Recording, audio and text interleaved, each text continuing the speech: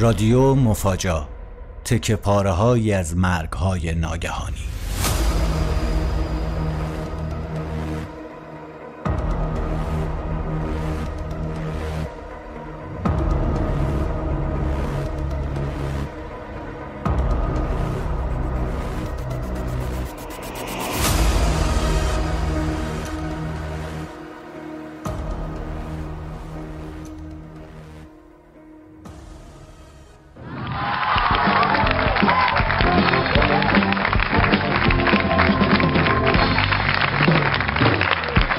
Hello and welcome back to Simply Shekhar.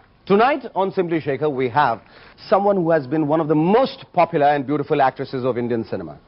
Someone who has vacillated between extreme popularity and extreme anonymity. Interestingly, it is for the first time ever in the last 2 decades that she is making an appearance on any show anywhere. And indeed, it is for the first time ever we are making an exception to venture out of our sets to spend some very, very special moments with her. Ladies and gentlemen, please welcome the magical, mystical and mesmerizing Parveen Babi!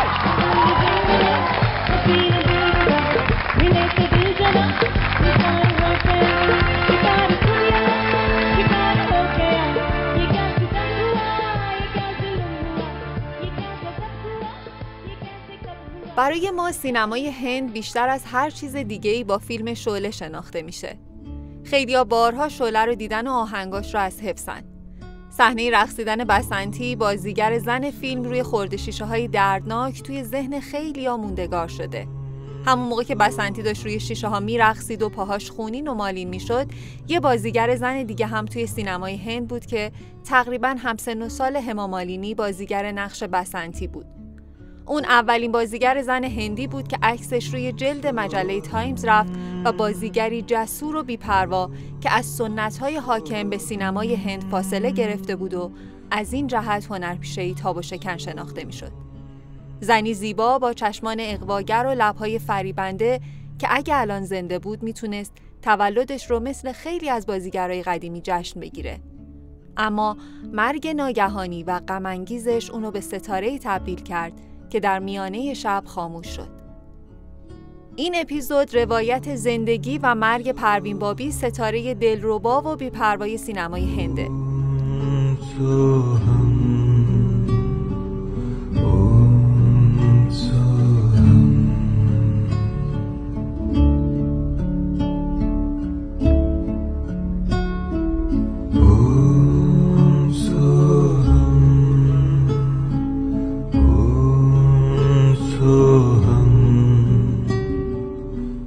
سلام، من مریم اسکویی هستم، راوی قسمت 5 از رادیو مفاجا که به دلایل خیلی زیاد و غیر قابل عرض با تأخیری چند ماه منتشر میشه. تأخیری که امیدواریم دیگه هرگز پیش نیاد. در این قسمت که نویسندگیش به عهده مریم تالشی بوده، با هم سفری میکنیم به هند و داستان مرگ مفاجای پروین بابی، بازیگر زیبای هندی رو براتون تعریف میکنیم. You see, I was a very westernized girl always. My self-image was westernized. I looked very westernized. And so there were not very many Indian roles that I could play or very Indian sentiments that I could play. And then I was a great avid Hollywood movie watcher. And Hollywood used to do great comedies. And I had a sort of instinct for comedy. And I had love for humor and comedy.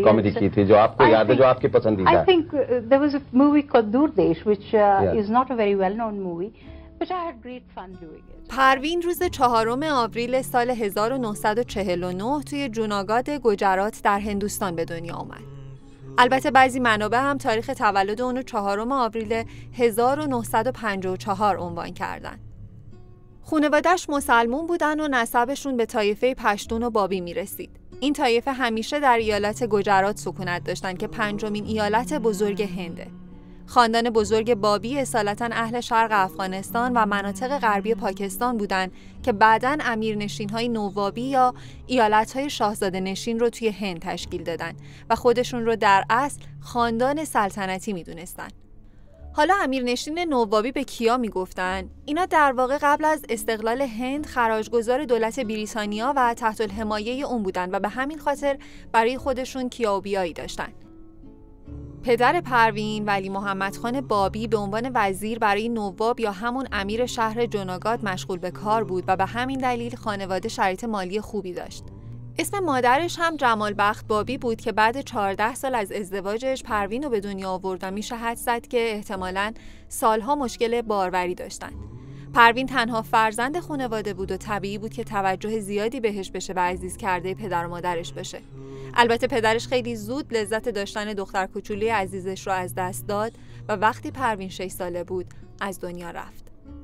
موقعی که پروین به دنیا اومد چند سال از آزادی جنبش استقلال طلبی هند به رهبری گاندی میگذشت و شرایط اقتصادی طایفه بابی هم به همین دلیل خیلی مساعد نبود. گفتیم که طایفه بابی جز امیرنشین‌های نوابی بودن و طبیعی بود که با استقلال هند اون نفوذ و مال و منال سابق رو نداشته باشن. با این همه پروین همچنان در شرایط مالی خوبی بزرگ شد. اون دوره دبیرستان رو توی مدرسه مونت کارمل احمدآباد گذروند و بعدش هم به کالج سنت خاویر توی همون احمدآباد رفت و لیسانس هنر و ادبیات انگلیسی گرفت. سال 1972 و توی دوران کالج هم که بود وارد دنیای مد شد و به عنوان مدل کارش رو شروع کرد. اون موقع پروین طبق بیشتر روایت‌ها 23 سالش بود و شاید فکر نمی‌کرد که فقط 1 سال بعد از ورود به وادی مد و فشن از پس این شهرت پاش به سینما هم باز بشه. سینمای رنگارنگ و خیره کننده هند. پروین سال 1973 و زمانی که هنوز دانشجوی کالج بود برای اولین بار جلوی دوربین سینما رفت. اون توی فیلم چاریتیرا نقش مقابل سلیم دورانی رو بازی کرد که اونم اصالتاً افغانستانی بود و اون زمان برای تیم ملی کریکت هند بازی می‌کرد. فیلم درباره دختری بود که برای بازپرداخت بدهی پدرش خودش رو به یک صنعتگر ثروتمند میفروشه، اما بعد به دلیل شرمندگی از کاری که کرده سعی میکنه خودش رو بکشه. اما با مردی آشنا میشه که زندگی اون رو به کلی تغییر میده. این فیلم البته شکست میخوره اما پروین مورد توجه قرار میگیره، به خصوص به خاطر ترانه‌ای که توی فیلم اجرا میکنه. کارگردان این فیلم شخصی به اسم بیار ایشارا بود که تخصصش معرفی چهره‌های نو به سینما بود و در مورد پروین هم به خوبی این کار رو انجام داد.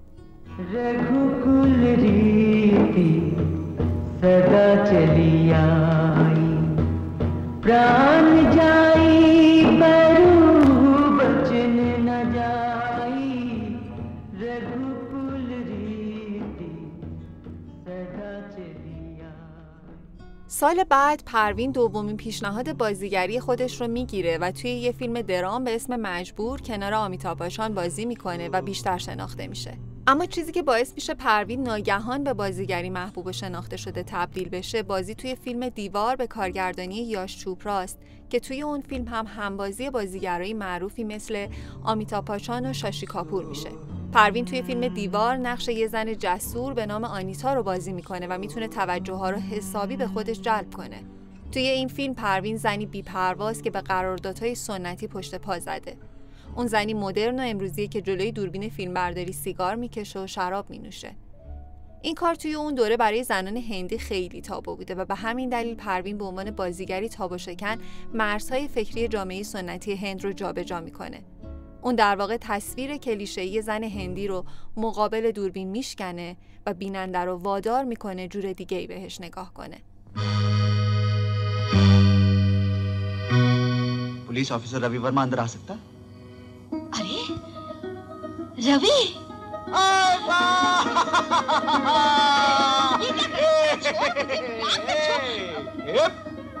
तूने आने की चिट्ठी क्यों नहीं लिखी? एक पल के लिए तो मैं समझी कि सचमुच पुलिस वाला आ गए। अरे वाह कमाल करती हो, क्या मैं सचमुच पुलिस वाला नहीं हूँ? और अब तो मेरी पोस्टिंग यहाँ हो गई है। अरे अब देखना मेरे जलवे। भाई कहाँ है? क्या बताऊं रवि? دیوار نه تنها از نظر تجاری فیلم موفقی میشه بلکه این فیلم رو یه شاهکار سینمایی پیشرو هم میدونن، طوری که به عنوان یکی از 3 فیلم هندی معرفی شده توی لیست 1001 فیلمیه که باید قبل از مرگ ببینید. یه سال بعد از بازی توی دیوار در سال 1976 پروین به دلیل چهره مدرنی که از زن هندی ظاهر کرده مورد توجه مجله آمریکایی تایمز قرار میگیره و به این ترتیب اولین بازیگر هندی میشه که عکس روی جلد این مجله رو به خودش اختصاص میده. این موفقیتی بزرگ برای پروینه و اونو بیشتر از گذشته معروف و محبوب میکنه. فیلم دیوار در واقع دیوار سنت رو در سینمایی که هنوز نگاهی محافظه‌کارانه به نقشای زنانه داره فرو میریزه و زن هندی مدرن رو به دنیا معرفی میکنه. جالبه بدونین فیلم دیوار و شعله هر دو در سال 1975 ساخته شدن و هر دو جزو شاهکارهای سینمای هند هستن. بازیگران زن هر دو فیلم در اون روزها روی پرده‌های سینمای هند می‌درخشن. پروین بابی با اون شمایل حیرت انگیز و چشمان افسونگر و هما مالینی با چهره زیبا و معصوم، دو زن مثل دو روی یک سکه طلا.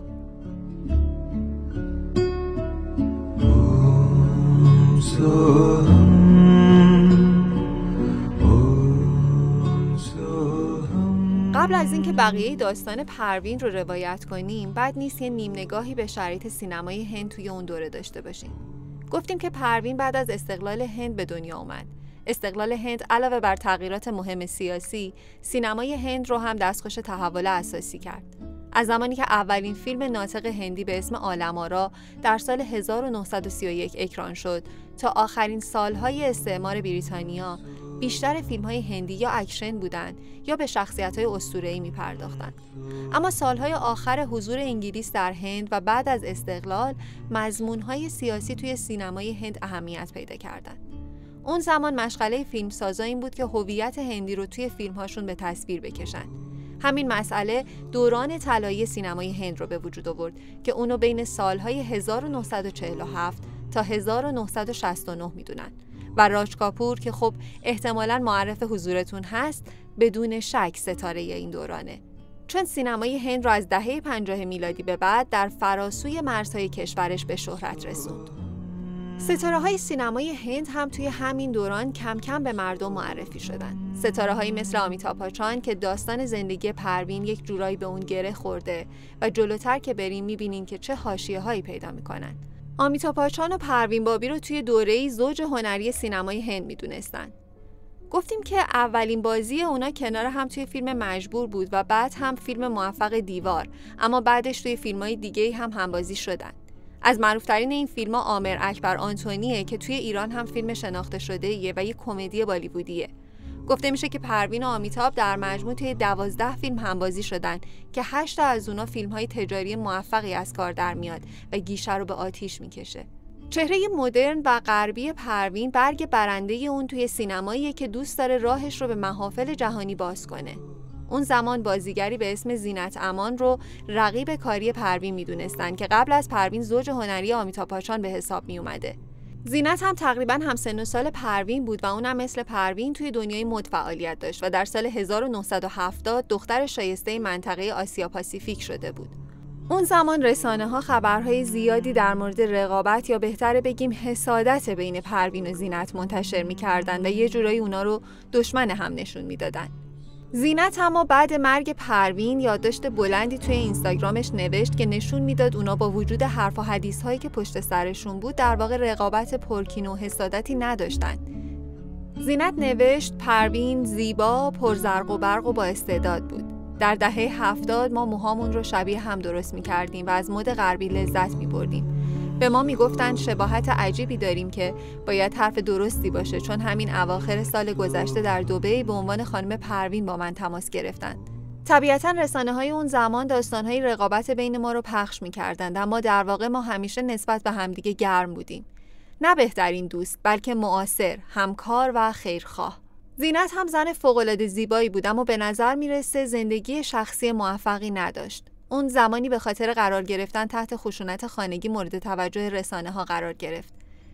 انگار رقیب کاری پروین در ناکامی هم با اون رقابت می‌کرد. سرنوشتی غمگین برای زیبارویان سینمای دهه 70 هند.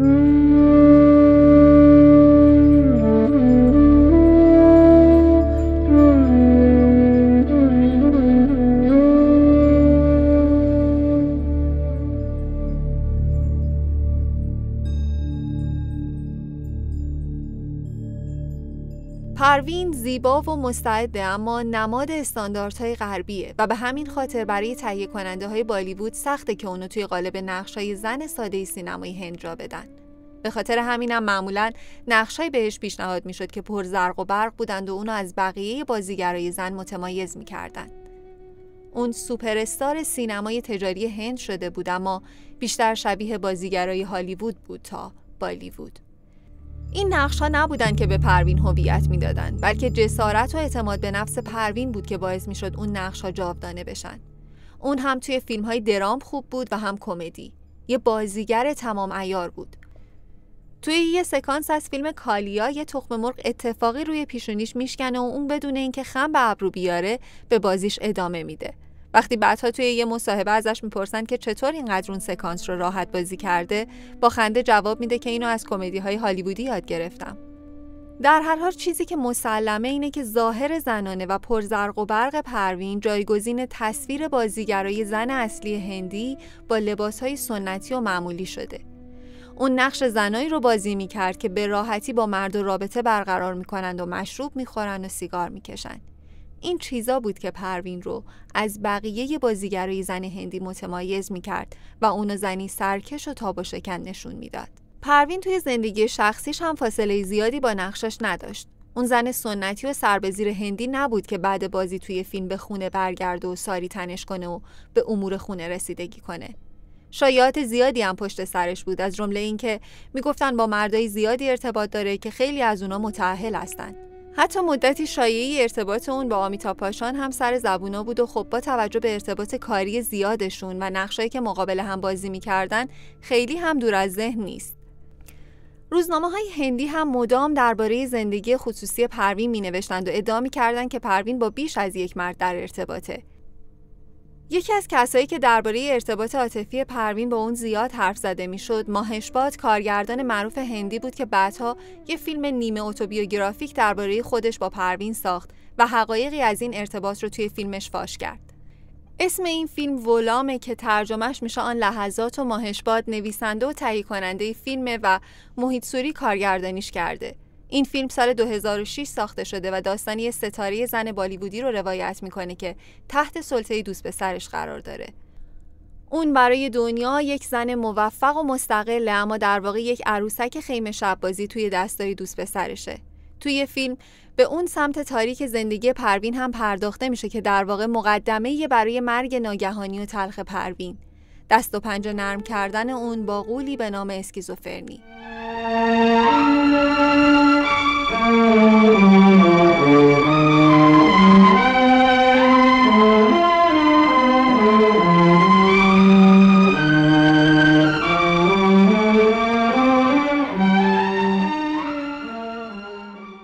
محبوبیت پروین در طول دوران بازیگریش اونقدر زیاد بود که خیلی از تهیه کننده های بالیوود جلوی در خونش صف کشیدن تا با اون قرارداد ببندن.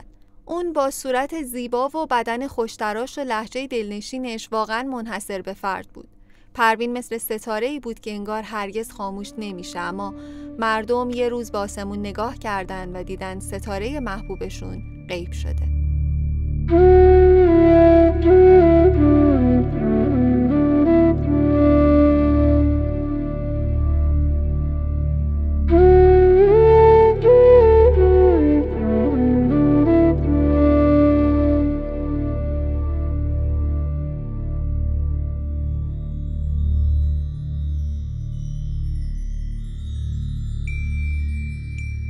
پروین ناگهان ناپدید شد، طوری که انگار هرگز وجود نداشته.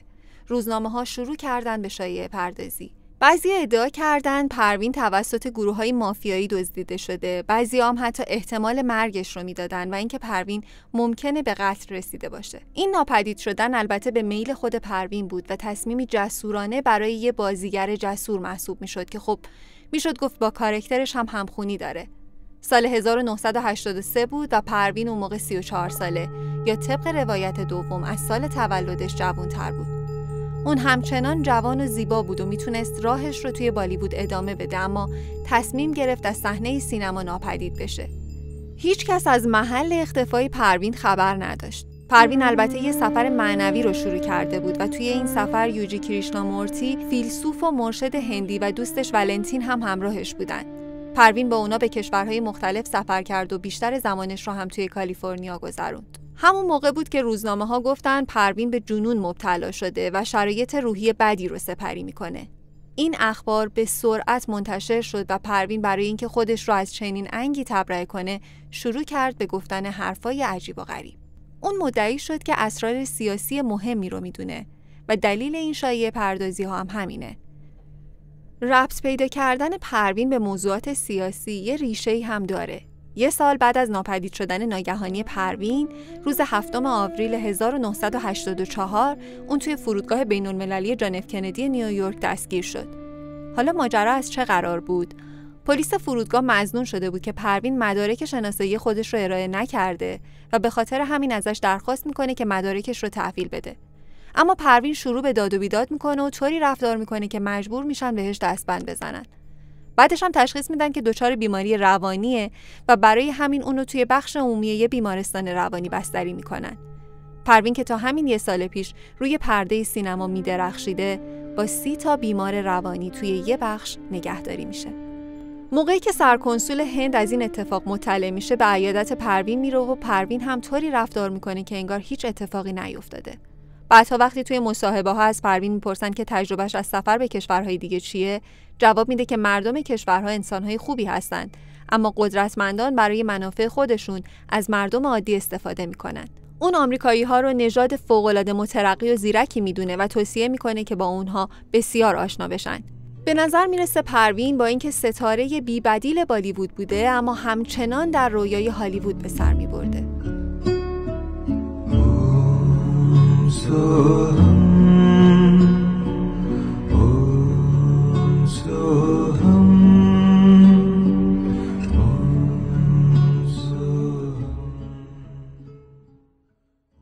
پروین نوامبر سال 1989 یعنی 6 سال بعد از غیب شدن ناگهانیش به بمبئی برمیگرده.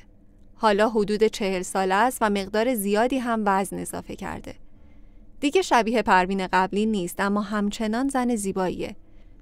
دوباره شایعه ابتلای پروین به اسکیزوفرنی پارانوید قوت میگیره. بعضی روزنامه ها هم میگن پروین به خاطر روابط متعدد و شکستای عاطفیش افسردگی حاد گرفته. پروین سعی میکنه این شایعات رو از خودش دور کنه. اون شروع میکنه به جواب دادن. میگه صنعت فیلمسازی و رسانه ها عمدن میخوان اونو دیوونه نشون بدن تا زندگی خودشون رو پنهان کنن. اون ادعاهای عجیب تری هم میکنه. مثلا میگه بعضی مقامات خارجی و شخصیت‌های سینمایی هند قصد کشتنش رو دارن. اون یه لیست از مظنونین داره، از جمله دولت آمریکا، انگلیس و فرانسه و همینطور کلیسای کاتولیک و موساد که دنبال کشتنش هستن. از بین شخصیت‌ها هم بیل کلینتون، شاهزاده چارلز و رابرت ردفورد رو متهم میکنه. اما یه کسی هم هست که پروین ادعا میکنه قصد کشتنش رو داره که برای همه خیلی عجیبه، چون روزگاری این 2 نفر کنار هم موفقیت‌های بزرگی برای سینمای هند به دست آوردن. آمیتابھ بچان. پروین مدعی میشه بچان قصد کشتنش رو داره و حتی در کنار بقیه مظنونین از اون هم به دادگاه شکایت میکنه. اما دادگاه دادخواستش رو به دلیل کمبود مدارک رد میکنه. وقتی خبرنگارا از پروین میخوان که شواهدش رو نشون بده، اون یه دفترچه یادداشت نشونشون میده که توش یه سری خطوط نامفهوم دیده میشده. اما پروین هرگز از ادعاهاش کنار نمیکشه و حتی توی مصاحبه با یه مجله سینمایی میگه که آمیتابھ بچان یک گنگستر بین‌المللیه و دنبال منه. اون ادعا میکنه که افراد آمیتابھ اونو دزدیدن و توی جزیره نگه داشتن و اونجا یه عمل جراحی روش انجام دادن و یه تراشه الکترونیکی زیر گوشش کاشتن. اون حتی جای زخم زیر گوشش رو نشون خبرنگارا میده.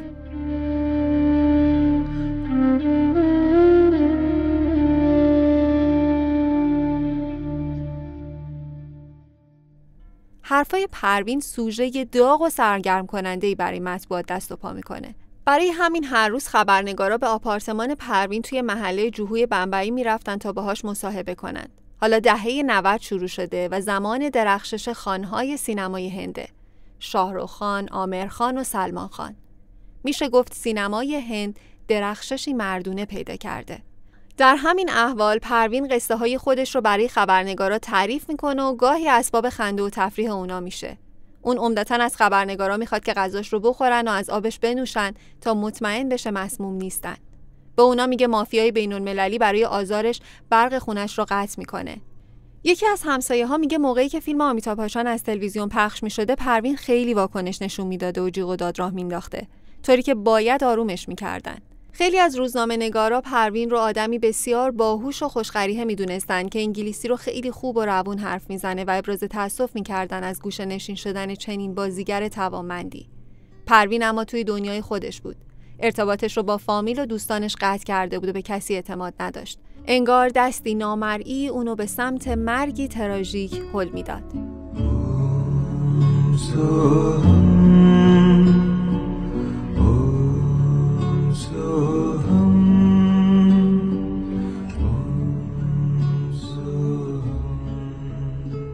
تقریباً برای همه مسجل شده بود که پروین به اسکیزوفرنی مبتلاست. اون نه دیگه شکل و شمایل یه ستاره سینما رو داشت و نه احوال روحیش طوری بود که بشه روی حرفاش حسابی باز کرد. اما پروین در هر حال زن خارق‌العاده‌ای بود و اینو نمیشد انکار کرد. اون سال 1991 بعد از تمام طوفان‌هایی که بر سرش گذشته بود، کارش رو به عنوان طراح دکوراسیون داخلی شروع میکنه. پروین هنر خونده بود و حالا طراحی داخلی هتل‌ها رو انجام میداد. اون نقاشی میکرد و کتاب میخوند و طبق عادتی که همیشه داشت، یادداشت روزانه مینوشت و افکار و فعالیت‌هاش رو ثبت میکرد. توی این یادداشت‌ها سوءظن‌های همیشگی پروین به افراد مختلف هم همیشه دیده میشد. پروین کم کم دوباره از تیررس رسانه‌ها خارج میشه، اما سال 2002 زیباترین بازیگر سابق سینمای هند دوباره تیتر روزنامه‌ها شد. ماجرا از این قرار بود که اون مدعی شده بود شواهد محکمی داره که نشون میده بازیگری به نام سانجی دات توی انفجارهای سریالی بمب توی بمبئی در سال 1993 نقش داشته. ماجرای درگیری‌ها و بمبگذاری‌های بمبئی هم ماجرای دردناکیه. توی این فاجعه که ریشه قومی و مذهبی داشته، 257 نفر کشته و 713 نفر زخمی شدند. سانجی دات به خاطر اینکه اسلحه توی خونش مخفی کرده بود دستگیر شد و پلیس ادعا کرد که اون با تروریست‌ها هم دسته. پروین هم همون موقع به دادگاه سوگندنامه داد که شواهد محکمی علیه این بازیگر داره، اما توی جلسه دادگاه حاضر نشد و بعدن که دادگاه اونو احضار کرد گفت از ترس جونش برای شهادت نیومده، چون مطمئن بوده که عده‌ای میخوان اونو بکشن. سانجی 18 ماه حبس کشید و بعد با قید وثیقه آزاد شد و سالها بلا تکلیف و منتظر حکم باقی موند. همکاراش معتقد بودن که اون فقط قربانی یه سوء تفاهم شده و بیگناهه. با این حال دادگاه عالی هند سال 2013 براش یک حکم 5 ساله برید و سانجی در نهایت سال 2016 با احتساب اون 18 ماه حبسی که قبلا کشیده بود آزاد شد. البته اینم بگیم که آخرش هم واقعا ثابت نشد که این آقا هم دست تروریستا بوده یا نه. در هر حال آقای سانجی بعد اون بلاهایی که به سرش اومد به سینما برگشت و انگار نه انگار که چیزی شده. به بازیگریش ادامه داد و الانم 65 سالشه و همچنان فعال و سرحاله. یه فیلم هم از زندگی ساختن به اسم سانجو که اگه علاقه داشته باشین میتونین ببینین. حالا اینکه پروین چرا مدعی شده بود علیه سانجی مدارک داره، اینو هیچ کس نمیدونه. چیزی که میدونیم اینه که پروین اون موقع اسکیزوفرن بوده و علاوه بر اون دیابت هم داشته و حتی برخی مدعی شدن که به آلزایمر مبتلا بوده و روزهای سختی رو میگذرونده.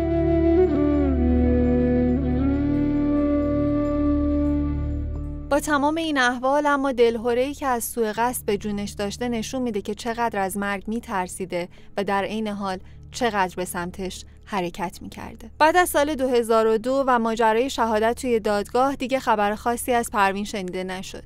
اون دیگه سوژه داغی برای روزنامه‌نگارا نبود. حالا پروین یه بازیگر بازنشسته و بیمار بود که همچنان توی آپارتمان محله جوهوی بمبئی به تنهایی زندگی میکرد.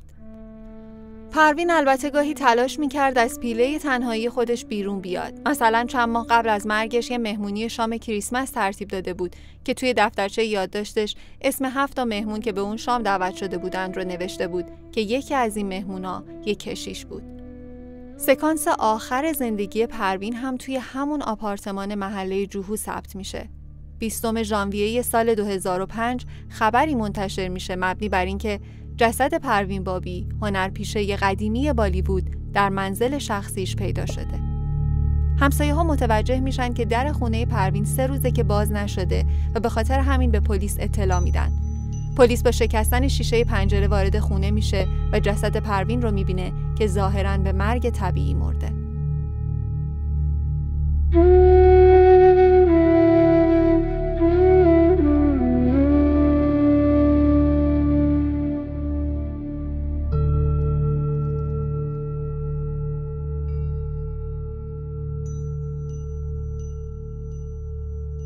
پروین زمان مرگ 55 ساله یا طبق روایت دیگه 50 ساله بوده.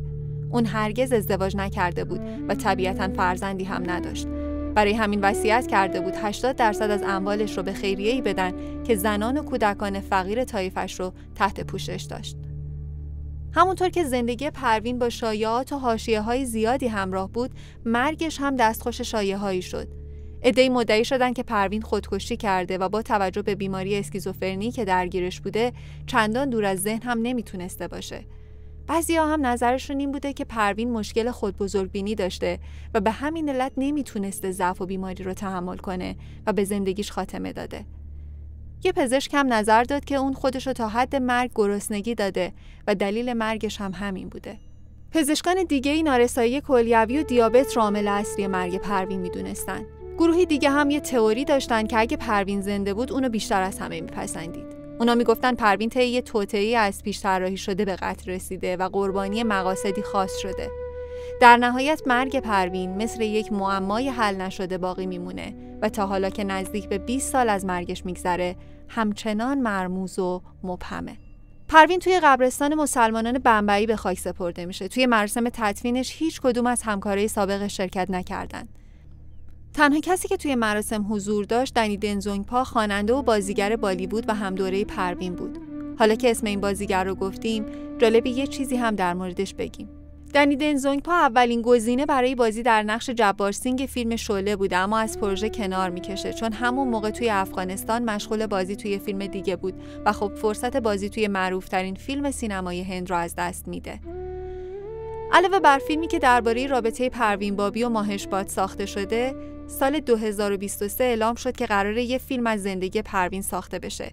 دیراج میشرا فیلمنامه این فیلم رو نوشته و اونطور که اعلام شده قراره بازیگری به نام اوروشی راوتلا نقش پروین رو توی فیلم زندگی نامه اون ایفا کنه. البته راوتلا بازیگر چندان مشهوری توی سینمای هند نیست و میشرا نویسنده فیلمنامه توضیح داده که تهیه کنندگان سراغ بازیگرای معروفتری مثل شراتا کاپور و سوناکشی سینها هم رفتن، اما اونا نپذیرفتن که توی این فیلم بازی کنن. پروین همونطور که توی زندگی کمترین حس همدلی و حمایت رو از همکاراش در سینما دید، بعد مرگش هم مورد بی‌اعتنایی اونا قرار گرفت و حتی بازیگرای نسل جدید بالیوود هم علاقه‌ای به بازی در نقش اون از خودشون نشون ندادن. Something entertaining, intelligent, creative, interesting, progressive, and entertaining. I thought the biggest joke of the millennium was Amitabh Bachchan being nominated the star of the millennium.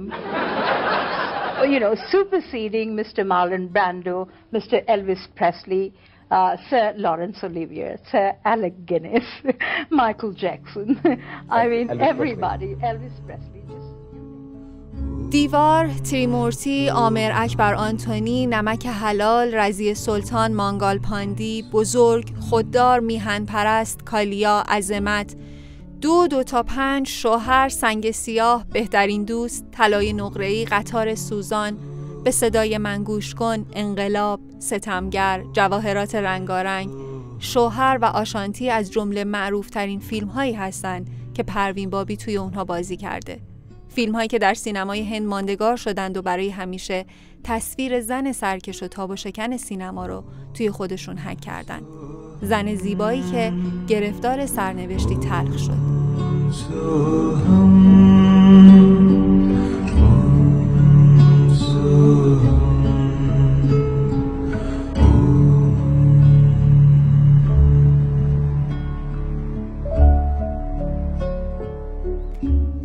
پروین زیبا و فریبنده بود که توی 50 فیلم بازی کرد و اولین بازیگر هندی بود که عکسش روی جلد مجله تایمز رفت. توی این عکس پروین با لباسی مشکی دکولته و جسورانه که با مرواریدهای سفید تزیین شده، با موهای باز و مشکی دیده میشه که لبخندی دلفریب داره و اثری از شرم سنتی زنانه توی چهرش دیده نمیشه. همین حالا هم که 48 سال از انتشار عکس میگذره، سبک لباس پوشیدن و آرایش پروین کاملاً به روزه و انگار نه انگار که نزدیک به نیم قرن ازش گذشته. این ویژگی زنی بود که فراتر از زمان خودش حرکت میکرد و در عین حال متعلق به تمام زمانها بود. همونطور که مانیش مالهوترا طراح معروف مد دربارش میگه، پروین بابی مینیمالیسم رو وارد مد کرد. اون همیشه بی‌عیب و نقص بود.